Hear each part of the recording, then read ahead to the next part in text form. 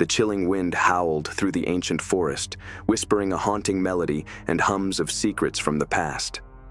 In the distance, the silhouette of a decaying mansion loomed under the ashen sky, its pointed roofs piercing the mist like silent cries for help. This was the Jiangsu province of 1687, when tales of the vengeful spirits and cursed places were whispered in hushed tones around the hearth. Yimeng felt a reverse grip on the leather-bound book he had discovered in the attic of his family's ancestral home. The golden characters, faded over time and meaning more or less nothing to him, told him of the cursed chronicles of Jiangning. Jian lit a lantern beside him, and with this small light, the shadows would dare not creep even closer. "Are you sure about this, Yimeng?" Jian's voice quivered, betraying his nervousness.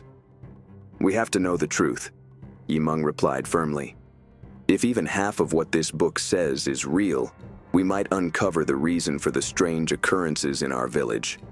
Behind them came Chao, Liu, Jia, Mei, and Lin, each carrying supplies for their exploration. The 7 friends had grown up hearing about the infamous Shuang Manor, a mansion said to be cursed by the cries of the dead. Anyone who entered was never seen again, or so the legends claimed. The group plodded into the dense forest. Under the carpet of rotting leaves, the track was barely noticeable. Shadows moved about between trees, and every snapped twig made them gasp with their hearts running a mile. Lin, being the youngest among the group, clutched her elder sister's arm tightly. "I heard my grandmother say that the cries come from a woman who was betrayed and left to die," Lin whispered, her voice hardly audible over the rustling of leaves. "That's just a story," Liu replied, his voice not exactly convincing. When they approached the end of the forest, the air felt so thick, almost unbearable. The mansion was before them, its grand facade reduced to a monument to decay. Vines crawled over the walls. Shattered windows created the illusion of empty eyes, following everything they did. Yimeng heaved open the heavy wooden gate, its creak echoing in the courtyard. The air inside seemed colder and was eerily silent, as if the forest had held its breath. The entrance hall was vast, with a grand staircase spiraling into darkness. A broken chandelier hung precariously from the ceiling, its crystals catching the faint light of their lanterns. Dust coated every surface, and the faint smell of decay lingered in the air. "It's colder in here," Mei muttered, rubbing her arms. "Stay close," Yimeng told him, flipping through the book. "The book mentions a diary hidden in the study. It might explain what happened here." As they moved deeper into the mansion, strange noises began to echo around them, soft whispers that seemed to come from the walls themselves. Chao froze mid-step, his eyes wide. "Did you hear that?" he asked, his voice trembling. "Hear what?" Jia replied, though her own hands were shaking. A woman crying," Chao stammered. The room was small and crammed with broken furniture and torn books. Yimeng finally found the desk that the book mentioned. The surface was full of scratches forming patterns that could not be deciphered. He opened the drawer and took out a leather-bound diary. "This is it," he said, holding it up. Before he could open it, a piercing scream had run through the mansion, chilling their bones. The sound seemed to come from everywhere, and the lanterns flickered violently. "Let's get out of here," Lin cried, her tears streaming down her face. But as they turned to leave, the door slammed shut with a deafening bang. The room plunged into darkness, except for the faint glow of their lanterns. The temperature sharply dropped, and their breath was turning into misty clouds in the air. Who's there?" Jian called out in a cracking voice. The whispers grew louder, forming words that none of them could understand. Shadows began to gather in the corners of the room, twisting and writhing as if alive. Mei clutched Yimeng's arm. "We need to leave," she whispered urgently. Yimeng opened the diary with trembling hands. The first page contained a single line, written in blood-red ink. "You should not have come." The whispers ceased abruptly, and all was silent. Then a figure emerged out of the darkness, a woman garbed in tattered robes. Her face was hidden behind her dark hair. Her head went impossibly sideways as she floated forward, her feet barely reaping contact with the ground. "What? What do you want?" Yi Meng managed to croak, his voice little more than a whisper. The figure held up a hand, pointing towards the group. Her voice was an echoing void as she spoke. "Leave this place, or you will suffer the same fate as those before you." The figure let out another blood-curdling scream before anyone could respond. The room shook with violent force, and the walls seemed to close around them. The lanterns flickered once more before being extinguished in its entirety, plunging them into complete darkness. Yi Meng grabbed the diary, leading the rest of the gang out of the study, as the sound of their footsteps rang in the apparently interminable halls. The house was alive and moving, shifting its walls with a groaning noise. Whispers returned to them, loud and frantic now. Finally, they burst out through the front door and into the woods, gasping for air. The mansion remained silent behind them, windows glowing dimly as if jeering at their departure. Yi Meng opened the diary again, scanning the pages. The final entry read, "The curse is bound to blood. To break it, one must face the cries of the past." He looked at his friends, their faces pale and terrified. "We need to go back," he said, his voice steady despite the fear in his eyes. "Are you insane?" Jian exclaimed. "We barely made it out alive." "But we won't survive for long if we don't," Yi Meng replied. "This curse, it's not just about the mansion, it's about us." As the group stood in the shadow of the forest, the distant sound of a woman crying echoed once more, sending chills down their spines. The night had fallen like a dark shroud, blanketing the forest with an oppressive silence. The dim glow of their lanterns only partially pushed back the darkness closing in around them as Yi Meng and his companions huddled in a small clearing. The diary lay open on Yi Meng's lap, its crimson ink glinting ominously under the flickering light. "We're not going back there," Jian said decisively, his voice still shuddering from the lingering terror.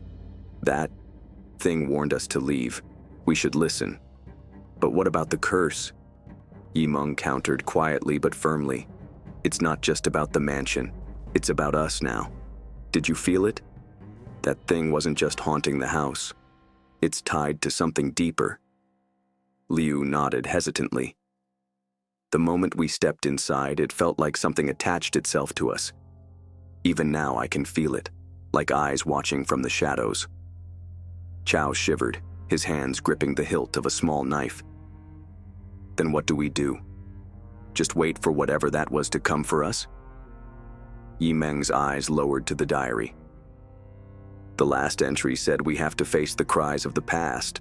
That means we need to figure out what happened there, why the curse exists." As the group debated their next move, Mei pulled her shawl tighter around her shoulders and spoke hesitantly. "My grandmother used to tell stories about Shuang Manor. She said it belonged to a noble family that vanished overnight. People believed they were murdered, and their souls cursed the house. But she also said there was something worse, a betrayal so deep it bound their spirits to this world." "Kind of betrayal?" Lin asked softly. Mei declined to answer. She never told, just said that the crying could be the lament of a woman so full of sorrow and hate that everything she touched became tainted by poison. Yi Meng traced his fingers lightly over the diary's cover. "Then we need to find out who she was, why this woman is still here. Maybe this diary has the answers." He flipped to a page approximately in the middle, where the ink gave way to wild scrawls. It told the story of a lady called Yao Lin, the youngest child of the noble family. She was said to have been harmed by someone she trusted. The details were sketchy. The entry ended quite abruptly with the words, "Beware the veil. Her silence hides her scream." "What does that mean?" Jia asked, furrowed brow. "It means the answers won't come easily," Yi Meng replied grimly. but we have to try." They feared going back, but it was still daylight. Another night in the forest was too much to bear. The feeling of being crushed grew stronger with every passing hour. They reached the crumbling gates of Shuang Manor by the time the first rays of sunlight pierced the canopy. The mansion seemed no less threatening in the light of day. Its shadows crawled unnaturally, and the air surrounding it felt even colder than that of the forest. As they stepped inside, the oppressive silence enveloped them once again, swallowing up the faint chirping of birds outside. "This place, it feels alive," Lin whispered, her voice echoing faintly. Yi Meng led the way, diary clutched in his hand. "We have to find more clues, anything that tells us what really happened here." The group broke into pairs and went off to explore different parts of the mansion. Yi Meng and Mei searched the upper floor, where they found a locked door covered in intricate carvings. The design seemed to depict a story: figures crying, a woman shrouded in a veil, and a bloody knife. "Do you think this is where it happened?" Mei asked, her voice barely above a whisper. Yi Meng nodded. "Looks like it," he said. "But how did they get in?" As if on cue, the diary began to vibrate in his hand, its pages turning wildly as it stopped, and a single line was scrawled across the page: "Speak her name, and she will let you in." Yi Meng hesitated before he whispered, "Yao Lin." The carvings seemed to glow dimly, and the door groaned open to reveal a tiny room filled with rotting furniture and a lone mirror hanging from the wall. The mirror was spotless, its surface reflecting the room precisely despite the years of neglect. "That doesn't make any sense," Mei said, staring at the mirror. "How can it be so clean?" Yi Meng stepped forward, and there was his face staring back at him. However, when he picked up the diary, his face did not. It instead started smiling, a cruel, stiff look that sent him shivering all over. The room began to spin, and the mirror's surface rippled like water. Images began to form, flashes of a lavish banquet, a woman in a red silk gown, and a man slipping something into her drink. The images shifted to chaos, screams, blood-stained walls, and the woman in red clutching her throat as she fell to the ground. "It's showing us what happened," Mei whispered, unable to tear her eyes away. The last shot was of the woman, Yao Lin, lying on the floor, her dead eyes staring into the mirror. Her lips moved silently, as if she was trying to say something. The mirror exploded, and a deafening scream filled the room. Yi Meng and Mei stepped back as the shards flew towards them, embedding themselves into the walls. "Run!" Yi Meng shouted, grabbing Mei's arm. Meanwhile, Jian and Jia were searching the dining hall when they heard the scream. The walls began to shake, and the whispers grew louder, forming incoherent words. "What's happening?" Jian yelled, his voice barely audible over the noise. "It's her!" Jia exclaimed, pointing to a shadow forming in the corner of the room. The figure of Yao Lin emerged, her veil fluttering as she floated toward them. Jian grabbed a chair leg that had broken off into pieces and began swinging it wildly. It simply passed through her as if she were made of smoke. Hollow eyes stared out at them from her face. She raised a hand, sending them flying across the room, hitting the wall. "Leave or suffer," her voice echoed, reverberating through their minds. The group reconvened in the main hall, their faces white and bloodied. Yi Meng brandished the diary, urgency in his voice. "We witnessed it. She was betrayed, poisoned during a banquet. This curse is her anger, her pain." "But why us?" Chao asked on a quivering voice. "What do we have to do with it?" Yi Meng turned the final page of the diary. In fresh ink, new words had appeared. "The bloodline must atone. Only through sacrifice can the cries be silenced." "What does that mean?" Lin asked, tears streaming down her face. "It means one of us is connected to her," Yi Meng replied, his voice heavy with dread. "And until we make amends, She won't stop. The whispers came back louder and more frantic. Shadows danced upon the walls and the temperature went down. Yao Lin's figure stood there once more, her veil stained with blood. "You can't get out," she hissed.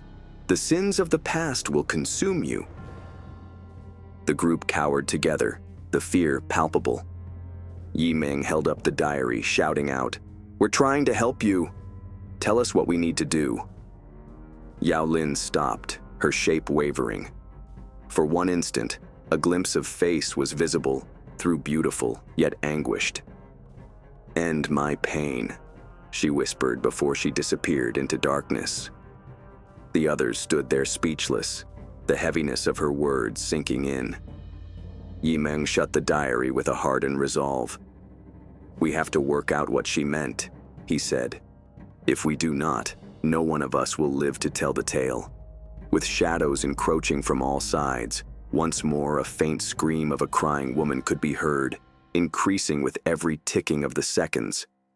The air inside Shuang Manor was stifling, heavy with an unseen presence that seemed to linger in every shadow. Yi Ming gripped the diary tightly, its pages alive with new writing appearing like blood spreading through fabric. The group stood in the main hall, their breaths shallow as Yao Lin's cries echoed faintly, a haunting reminder of the curse they had unknowingly awakened. Yi Ming read the latest entry aloud. The bloodline's betrayal left the wound. Only a sacrifice can cleanse the past and silence the cries. But beware, redemption comes at a cost. His voice wavered as he closed the diary. "She won't stop until we give her what she wants. The question is, what does sacrifice mean?" Jian paced nervously, snapped, "We're not going to sacrifice ourselves if that's what it means." "There has to be another way," Mei interrupted, her voice firm but calm. "We need to know who betrayed her and why. If we can settle the betrayal, maybe that will be enough." Chao gripped the knife he had carried since they entered the manor and asked, "But how do we find out more? This place isn't exactly handing out answers." Yi Ming turned to the shattered remnants of the mirror. "The diary showed us visions before. Maybe there's something else here that can do the same." The group decided to venture deeper into the mansion, no matter how suffocating the fear seemed to be. The walls were also alive, changing and moaning like the house was protesting against their visitation. Yao Lin's cries grew louder, resonating through their minds and chilling their hearts. They found a stairway behind a rotting bookshelf down in the basement. The air was colder and each step creaked ominously as they made their way to the bottom of the stairs. At the bottom was a room filled with relics, an ornate chest, a portrait of Yao Lin, and a shrine covered in blood-stained offerings. Mei stepped forward to touch the portrait of Yao Lin, her fingers brushing against the cracked canvas. She looked so alive here, like she was full of hope. "But look at her eyes," Liu pointed out.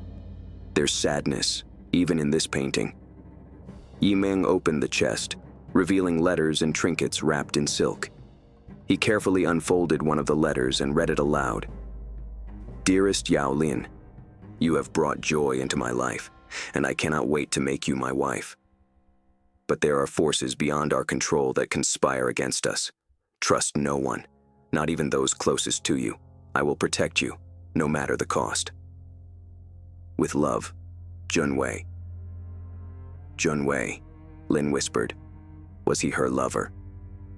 "It sounds like it," Yi Ming replied. "But if he wanted to protect her, why did she end up betrayed?" As they continued to search the room, Chao found another letter hidden beneath a broken vase. It was addressed to Junwei, written in an elegant yet trembling hand. "Junwei, you must stop this madness. Yao Lin is too naive to see the truth. But I do. She will ruin everything we've worked for. Do what must be done, or I will." The signature was smudged, but the intent was clear. Someone close to Yao Lin had orchestrated her downfall, driven by greed or jealousy. "Who wrote this?" Mei asked, her voice tinged with anger. We might not need to know, Yimeng said. The betrayal is clear. Someone she trusted conspired against her, and it destroyed her. If we can find a way to acknowledge that betrayal and make amends, it might break the curse. As they emerged from the basement, the house shook violently.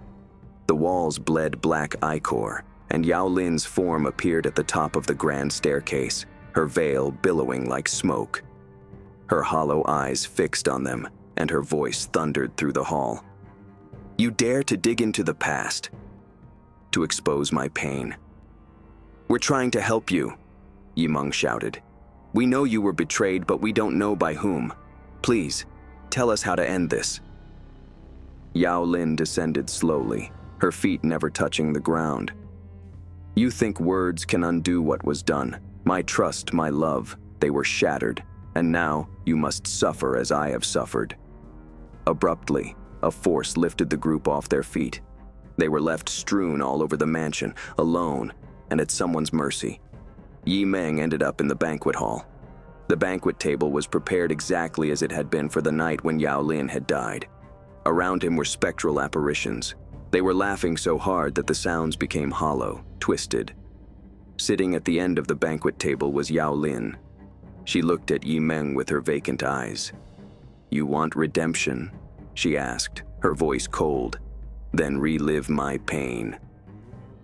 He was made to sit through the whole scene, the poison being dropped into her cup, her collapse to the floor, and the guests' laughter turning to screams. He felt her agony, her betrayal, as if it were his own. In the upstairs bedroom, Mei confronted Yao Lin's reflection in an intact mirror. You had a chance to escape, Yao Lin whispered. But you stayed. Why?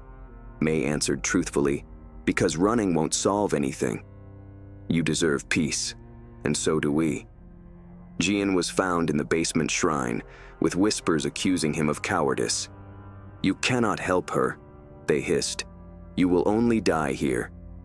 He yelled back, Perhaps I am afraid, but I shall not leave behind my friends or you. Eventually, they were reunited in the main hall, where Yao Lin waited. Her form fluttered like an extinguishing candle. You've seen my sorrow, but such knowledge is nothing, she continued. Bloodline must be avenged. Yimeng stepped forward.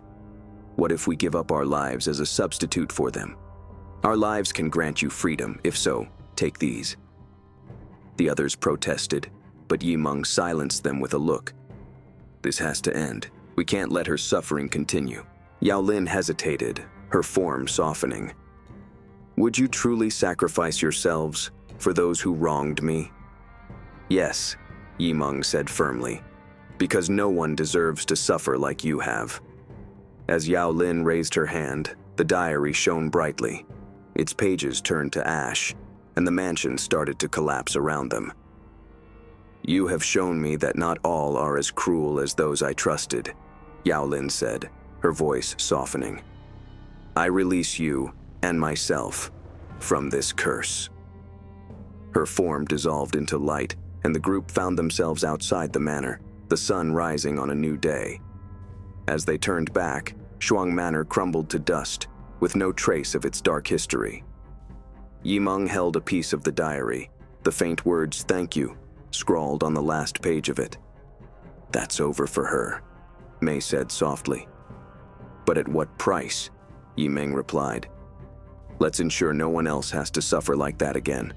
The group walked away, changed forever by the horrors they had faced and the lessons they had learned about trust, sacrifice, and redemption. Dare to delve deeper into the unknown? Subscribe, like, and comment to join us on more spine-chilling adventures. Your support keeps the fear alive.